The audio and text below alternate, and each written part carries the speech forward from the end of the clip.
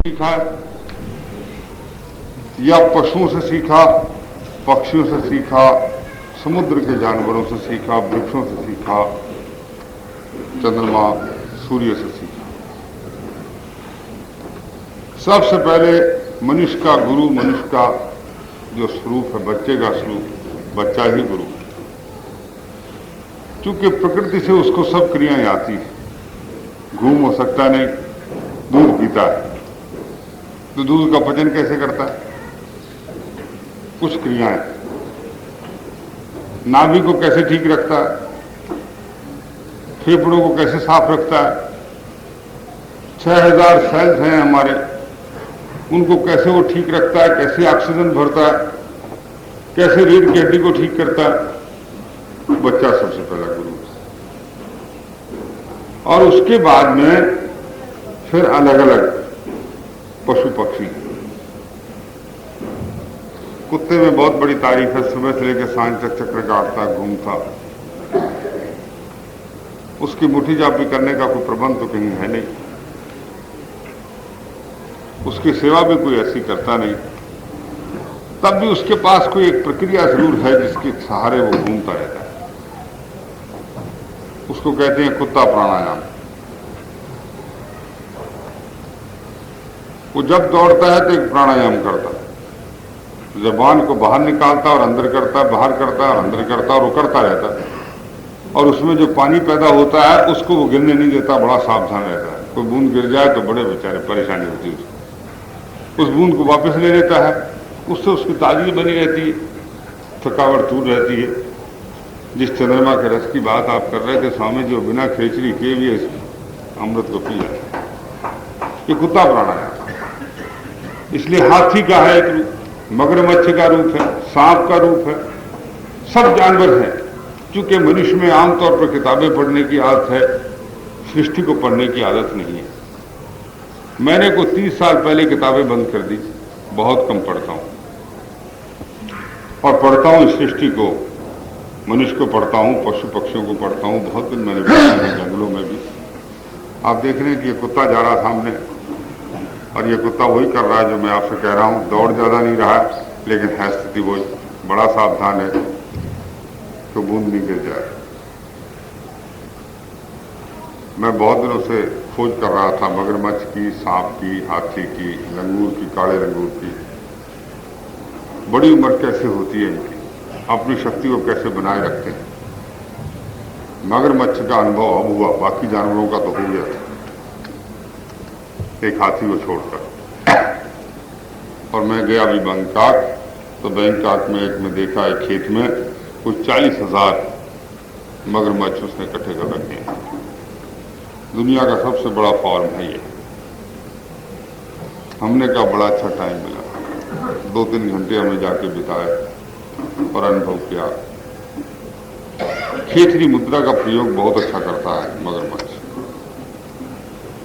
आपने देखा होगा, अगर नहीं देखा हो तो कभी देखिए जा करके। मगरमच्छ का मुंह कभी खुला नहीं होता, माने मुंह खुला होता है, अंदर में जो उसका कंठ द्वार है वो नहीं खुला रहता, उसको बंद रखता पूरे तरीके से।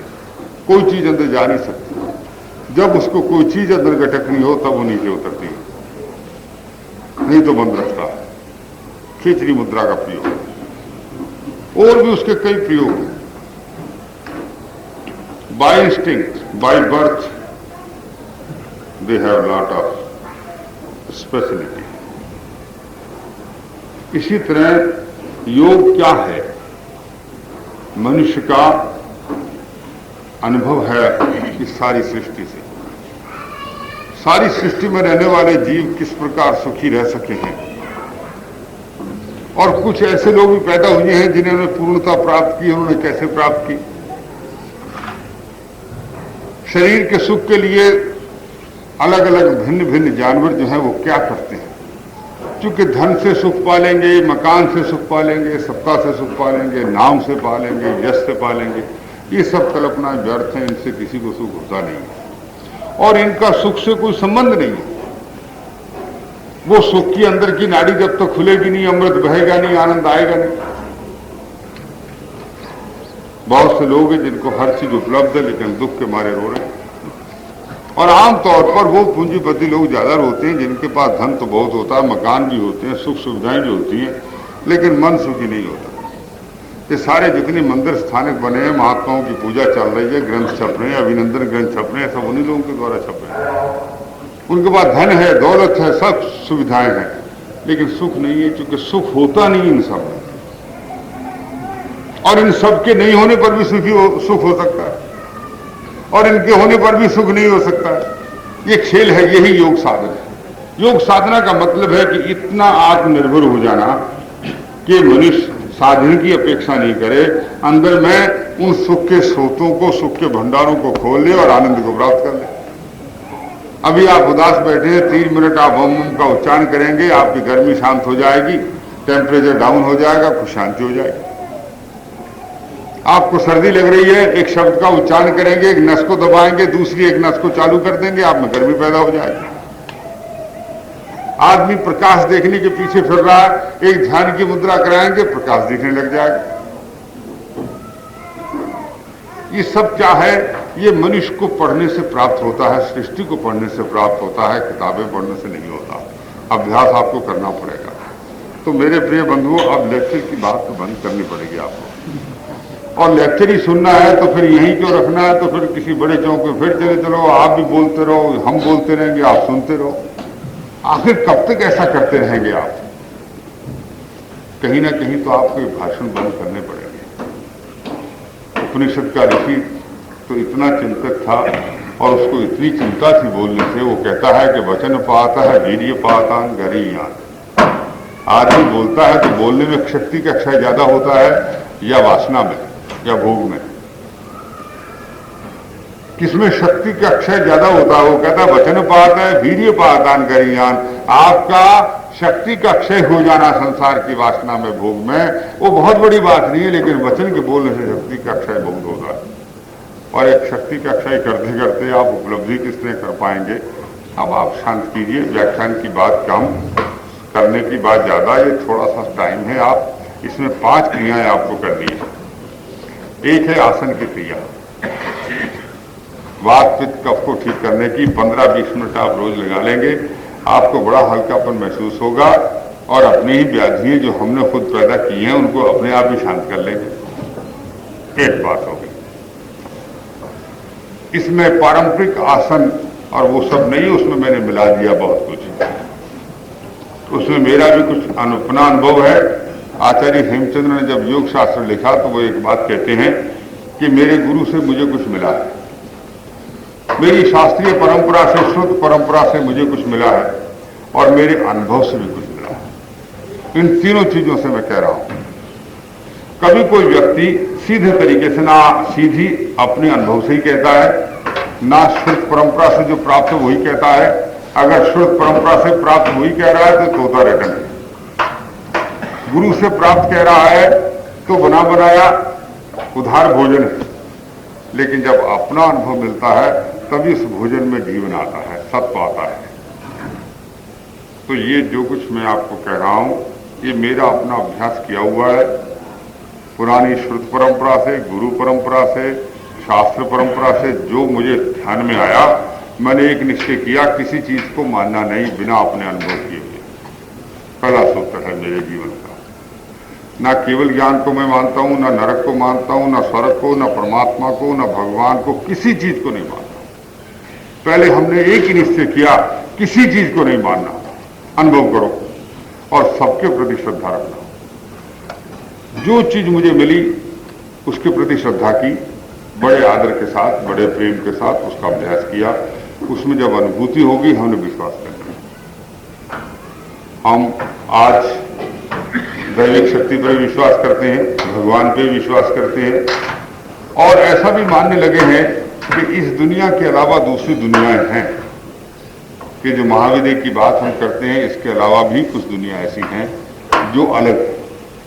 और इस शरीर जो स्थूल शरीर है, इससे दूसरे शरीर भी हैं जिनमें ऑक्सीजन का, कार्बन डाइऑक्साइड का प्रयोग नहीं होता है। ये सब मेरा अपना अनुभव है, और जितना मेरा अनुभव है मैं उसको ऐसे लेकर के चलता हूं कि कोई ऐसी चीज नहीं होना चाहिए जिसको मैं कर सकूं दूसरा नहीं कर सके। मैं उसको नहीं मानता। जिससे मैं कर सकता हूं उसे आप भी कर सकते हैं, दूसरा भी कर सकता है। ऐसा ही रास्ता चलना चाहिए। तो पहली बात हम मान करके चले कि किसी चीज को मानना नहीं और किसी चीज की अवहेलना करना नहीं। जो कुछ मिले उसको आदर के साथ ग्रहण कीजिए और उसका अभ्यास करके उसका अनुभव प्राप्त कीजिए। जब अनुभव से जी जाए वो चीज तो अपने मान लेना। किसी ने भोजन दिया अपन खा लेते हैं, इनकार नहीं कर सकते, लेकिन भोजन का मिल जाना और भोजन का खा लेना ये आपके शरीर की शक्ति नहीं है। अगर वो भोजन आपके शरीर में वैसा का वैसा निकल जाए तो कुछ दिनों में ही आप छोड़ जाएंगे शरीर को, आप जी नहीं सकेंगे, कुछ दिन में शरीर छूट जाएगा। लेकिन वही भोजन जब पचा करके जो उसमें से फोग है निकाल दें और वास्तविक सार है उसमें बदल दें और अपने ही खून का, अपने ही ओज का, अपने ही मेधा का, ओज का पार्ट बना दे, हिस्सा बना दे, तो वही फूड जो है, वही अन्न जो है वो आपका जीवन बन जाएगा। यही है अभ्यास और अनुभव की बात। जो मैं आपसे कहता हूं उसको आप बिल्कुल स्वीकार नहीं करें, लेकिन अनादर मत करें। दो ही बातें। शिविर में बैठने वाले लोग किसी बात पर भी विश्वास नहीं करेंगे। वो गीता कहती है, वो जैन शास्त्र कहता है, वो बौद्ध शास्त्र कहता है, मैं कहता हूं, भगवान कहता है, बिल्कुल मत मानिए, पहली बात। लेकिन अनादर नहीं करेंगे, तो विनय के साथ उसको लेंगे और उसको करके देखेंगे। उसका जब अनुभव हो जाए फिर उसको बढ़ाते चले जाइए। एक पैसा अनुभव हो गया तो फिर रुपए कराने की जरूरत नहीं है, क्योंकि मैं रुपए का अनुभव नहीं कर सका। मैंने अवधि ज्ञान का अनुभव करके देखा, मैंने पूर्व जन्म का बोध करके देखा, बोध करा के देखा, लेकिन वो 1 रुपया नहीं है, वो 1 पैसे से भी कम होगा, लेकिन है। मैं सूक्ष्म शरीर का बोध करता हूं, मैं कराता भी। एस्ट्रल बॉडी कोई भी आदमी प्रोजेक्ट कर सकता है, निकाल सकता है, मैं सिखाता भी हूं, करता भी। लेकिन किसी भी चीज को हम ये कह लें 1 रुपया हो गया, नहीं। मैं तो ये मानता हूं कि 1 पैसे का 1000 में हिस्सा हो गया। ये अनुभव की बात है, परंपरा की बात नहीं। बस इतनी सी बात आपको मान के चलना है। तो पहला सूत्र है, आप मेरी बात को स्वीकार करेंगे नहीं, मानेंगे नहीं, और मेरी बात की अवहेलना नहीं करेंगे। जो मैं कहूंगा उससे आप करेंगे, और करने के बाद जो अनुभव होगा उस पर आपका विश्वास खड़ा हो जाएगा। अब आदमी का जीवन अंदर से बदल जाएगा। ये सब लोग जो बैठे हैं, किसी को जोश देने की जरूरत नहीं है। भगवान महावीर का ये होना चाहिए, वो होना चाहिए, जैसे हमारे भाई जोश में कह रहे थे, बिल्कुल ठीक है, वो होना चाहिए। राम का ऐसा होना चाहिए, कृष्ण का होना चाहिए। इन्होंने क्या किया था आप ये देखिए, इस भारत में राम और कृष्ण की तस्वीर, कोई तस्वीर ऐसी नहीं मिलेगी जिसमें ये समाधि लगा के बैठे हो, कोई तस्वीर। और महावीर बुद्ध की कोई चित्र, कोई तस्वीर ऐसी नहीं मिलेगी जिसमें कोई काम कर रहे हो। दो समाधि से बैठे हैं। मैंने जितने देशों में मैं घुमा हूं, भगवान बुद्ध की मूर्ति देखी और भगवान महावीर के बहुत मंदिर देखे। कोई मूर्ति में ऐसा नहीं देखा कि वो हल चला रहे हो, कोई काम कर रहे हो, कुछ बस समाधि से बैठे। इसका मतलब है कि इस देश ने इस ढंग की भावना पैदा की है कि आप कर्म करते हैं, उससे भी निर्वाण होता है, उससे भी कल्याण होता है। आप समाधि लगाते हैं, उससे भी होता है। लेकिन कर्म में जिसका सब कुछ लय हो गया है, या समाधि में सब कुछ लय हो गया है, योग हो गया। इसलिए कर्म योग भी है, ज्ञान योग भी है, ध्यान योग भी है, समाधि योग भी है। और भगवान महावीर से किसी ने पूछा कि योग क्या है, तो वो कहने लगे, एक समय में एक काम करना, यही योग है। आप जब खाना खाएं, खाना खाएं, लेकिन खाना ही खाएं, ना बात करें, ना स्वाद लगाएं। ऐसे ही सो लीजिए, ऐसे ही जाग लीजिए, ऐसा ही व्यापार कर लीजिए, ऐसा ही काम करिए। एक समय में एक काम करेंगे, लेकिन ये नहीं कर सकते आप, ये नहीं कर सकते। मैं एक जगह से आ रहा था, मैं अक्सर उस कथा को सुनाता हूँ हर जगह, क्योंकि बड़ा विचित्र अनुभव हुआ मुझे कि एक बाथरूम यूज़ करने के लिए हम उसमें चले गए गैस स्टेशन में, पेट्रोल पंप में। तो एक आदमी टेलीफोन कर रहा था, अमेरिका की बात है। वो टेलीफोन कर रहा तो मैं उसको देखने लगा। बड़ा विचित्र अनुभव हुआ। मेरी आदत है देखने की, पढ़ने की। आदमी को देखा और फिर उसको समझना शुरू किया, उसके अंदर की एनाटॉमी देखनी शुरू की, सारा उसका कैसे प्रभाव रहता। अब वो क्या कर रहा, वो सिगरेट पी रहा, टेलीफोन से बात कर रहा और न्यूयॉर्क टाइम अखबार पढ़ रहा और काफी पी रहा और गोडा हिला रहा, सारे काम कर रहा है एक साथ। वो हालत आपकी है, वो हालत आपकी है। आप भोजन नहीं कर सकते कभी भी, सिर्फ भोजन करें, कोई पाप का बंधन नहीं होगा, कभी भी नहीं होगा, नेवर। कोई जरूरत नहीं आपको और कुछ करने की, सिर्फ आपको भोजन करना आ जाए। भोजन करते समय सिर्फ भोजन करेंगे आप, लीजिए कर लीजिए, ये योग है। कोई जरूरी थोड़ा आप आसन करेंगे तभी आपको समाधि लगेगी। आपकी जब वृत्ति पूरी की पूरी सहस्रार में चली जाएगी तभी आप ध्यानस्थ होंगे। नहीं नहीं, आप एक काम कीजिए, बस एक ही काम कीजिए, उसमें बात नहीं हो, उसमें चर्चा नहीं हो, उसमें चिंतन नहीं हो, मन कहीं जाए नहीं, हम स्वाद लगाए नहीं, भोजन है, बस भोजन जा रहा अंदर, जाने दीजिए। अगर आप में तनाव है जरा सा भी तो आप ऐसा नहीं कर सकते। आप चलिए, चलना भी हो, लेकिन चलते समय ना बात करेंगे ना सोचेंगे, है संभव? योग कोई मुश्किल चीज नहीं है, योग तो बड़ी आसान चीज है। योग का मतलब होता है किसी एक कर्म में सभी वृत्तियों का लय हो जाना, मन का भी, वचन का भी, कर्म का। चाहे वो ज्ञान की बात हो, श्रवण की बात हो, आसन की बात हो। अब जब आप आसन करें उस वक्त अगर आप देखते रहेंगे, हंसी करते रहेंगे, मजाक करते रहेंगे तो कुछ नहीं होगा उससे। ऐसे योग से दिखावा ही होगा और कुछ होने वाला नहीं, कोई लाभ होने वाला नहीं। और नहीं तो आप खाना भी खाएंगे तब भी योग है। आपको मालूम है कि उत्तराधीन सूत्र में दो बातें आई हैं, व्यास जी बड़ी सुंदर। भगवान कहते हैं खाने में भी व्रत होता है और व्रत करने में भी व्रत होता है।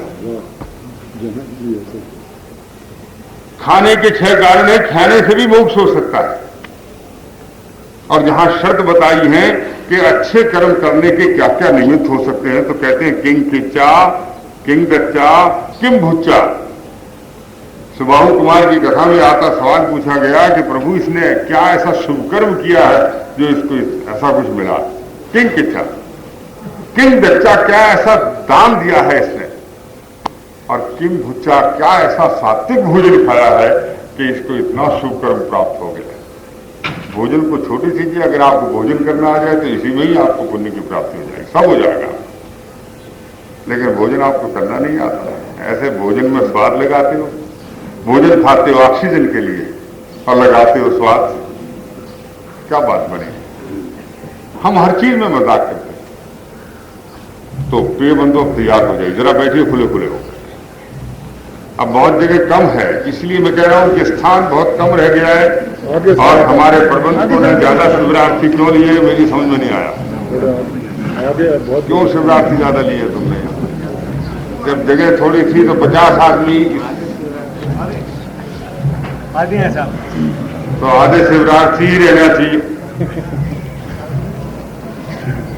जगह आपके पास है नहीं, अब ना 50 को करा सकते हैं ना 100 को करा सकते हैं, बताइए करें कैसे? या ऐसा करते हैं, कुछ बहनों को उधर भेज दीजिए, ये हॉल है पूरा के लिए, मतलब कितना बड़ा हॉल है ये पूरा मतलब शिवरात्रि कोई बात नहीं, तो कुछ उसमें भेज दीजिए, कुछ बहनों के लिए बताइए ना, बहनों को भी चाहिए। आप बहनें या नहीं कर सकेंगी? शिविर की तरफ वहाँ ये बना हुआ है, तो ठीक है। फिर जो इसमें करना चाहते हैं आसन, सब भाई बहन तो नहीं कर पाएंगे और देखने वालों को जाने की इजाजत नहीं मिलेगी अंदर, वहां दर्शक नहीं जाने चाहिए। तो चलिए आज की समाप्ति तो करने जाए, एक minute.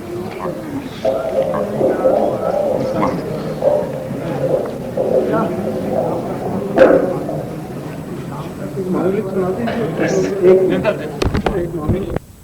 the left channel, compare with the short reference signal. Reference signal minus 20 dB.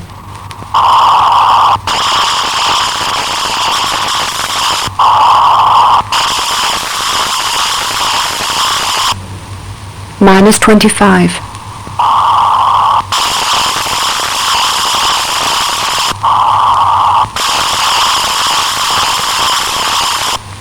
Minus 30 dB.